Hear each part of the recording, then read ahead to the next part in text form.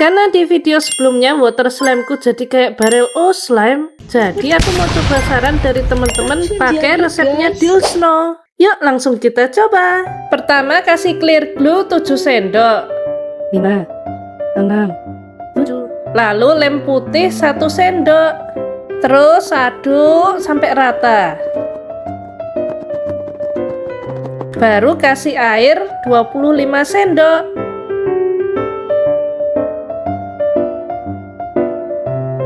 Terus kasih pewarna. Habis itu kasih bubuk glitter biar makin bagus. Kalau udah kasih activator dikit-dikit. Terus mix.